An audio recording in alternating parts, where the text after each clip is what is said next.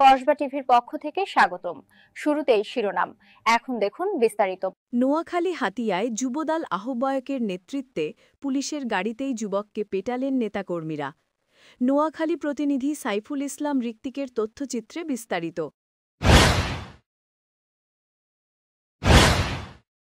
কসবা টিভির পক্ষ থেকে স্বাগতম।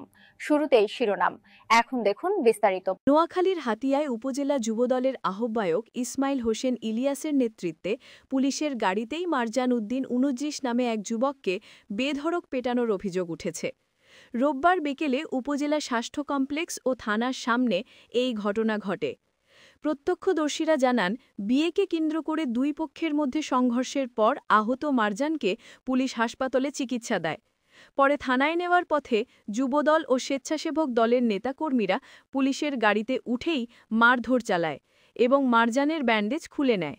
ঘটনার সময় থানার সামনে বিশৃঙ্খলার একটি ভিডিও সামাজিক যোগাযোগ মাধ্যমে ভাইরাল হয়েছে। ভিডিওতে দেখা যায় উপজেলা যুবদল আহ্বায়ক ইলিয়াসের উপস্থিতিতে দলীয় নেতাকর্মীরা প্রভাব বিস্তার করছে এবং পুলিশকে হেনস্থা করছে। এ ঘটনায় উভয় পক্ষের ১১ জন আহত হয়েছে বলে জানা গেছে। পুলিশ জানায় তদন্ত চলছে এবং দায়ীদের বিরুদ্ধে ব্যবস্থা নেওয়া হবে। স্থানীয়দের মতে এ ঘটনায় হাতিয়ায় রাজনৈতিক উত্তেজনা ছড়িয়ে পড়েছে।